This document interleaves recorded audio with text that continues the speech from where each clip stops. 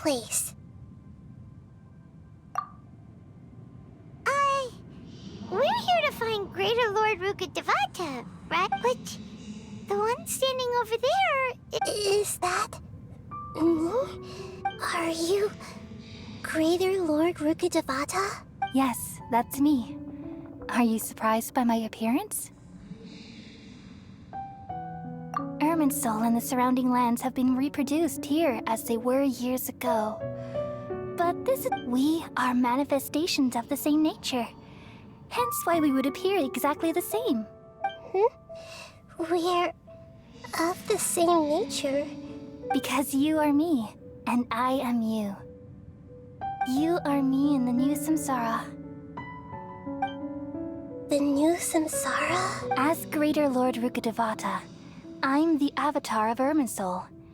And you are the purest branch snapped from Irminsul. Imagine it this way. Even if a tree dies, its branches will eventually take root and grow, continuing the tree's life in another form. I'm merely the remaining consciousness of Greater Lord Rukkhadevata. The real me has presumably died a long time ago. Judging from your appearance, I've probably been dead for 500 years. But you're finally here. My new self in the samsara.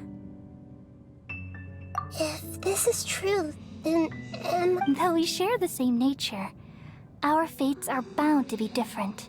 When a branch grows into a mature tree, it won't be the same as the original tree. That's why fate is the ultimate knowledge, isn't it? That's a great insight. Yes, very good. It's also precisely why you won't become like me. Really? But perhaps you may become an even greater Archon than I. I already see a determination in you that I didn't possess in my time. And the future that it leads you to will be yours alone. Along with the blessings from your past experiences. Don't worry.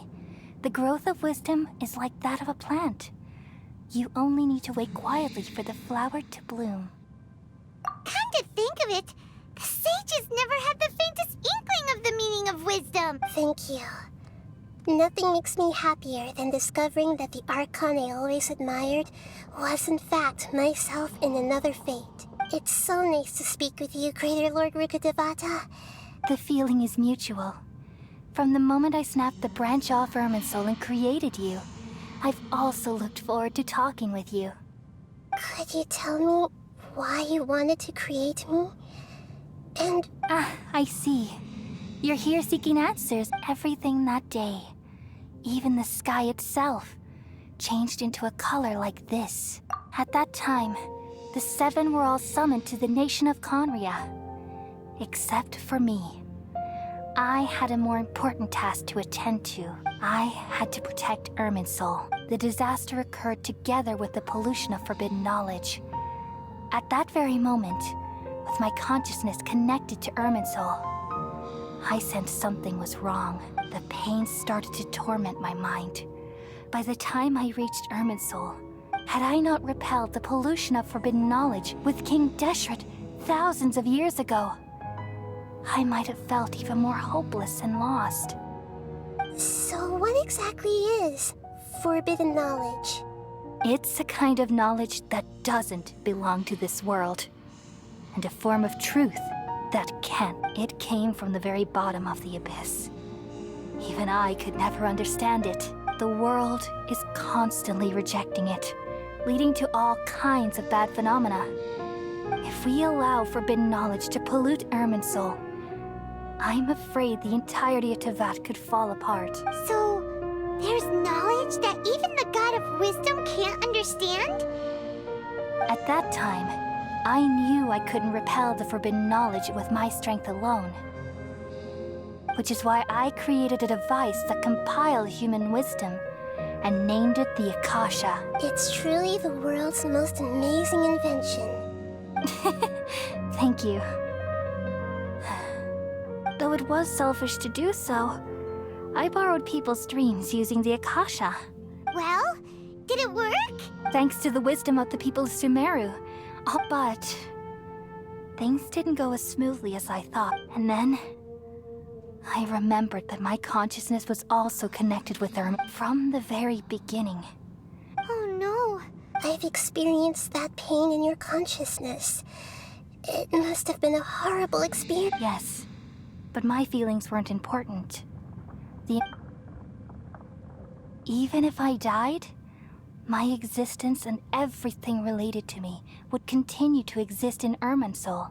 And so, I took the purest branch of Irminsul as my incarnation in the next samsara, and left a trail of clues, all in hopes that you would come here and remove me and my pollution from Irminsul forever. Wait, So you realize what that implies? You are very smart indeed. Irminsul has all the knowledge and memories of this world. Removing me from Irminsul means I essentially... But this is the... people love you so much, and how can we just... Is there really no other way?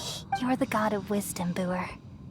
You should know that there is no other... But this is so... No need to feel so sad, Booer. As someone who delights in wisdom, you should feel joy at finally finding the... These are the words in their entire... Let the word...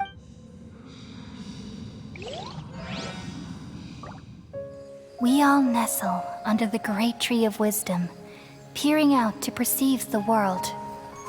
From the earth and from the rain, we perceive its wonders, until we become a white bird to perch atop a branch, and finally snap off the most important leaf.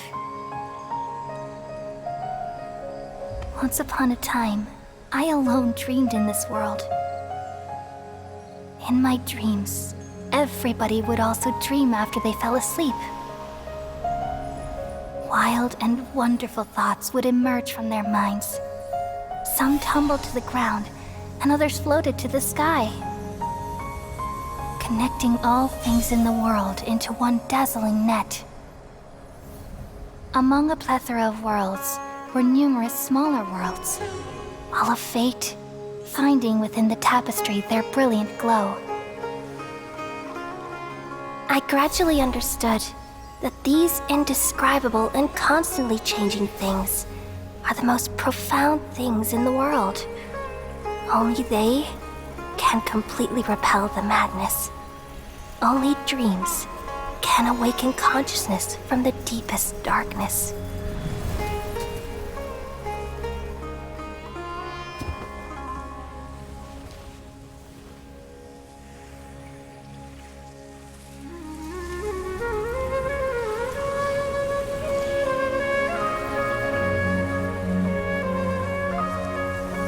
I'm the one who posed this question, yet also the one who sought a solution.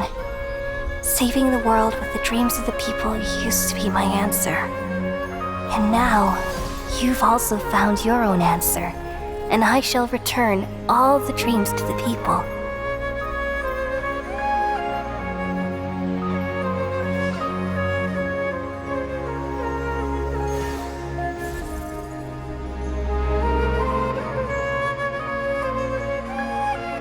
Goodbye, people of Sumeru. May you be blessed tonight with the sweetest of dreams.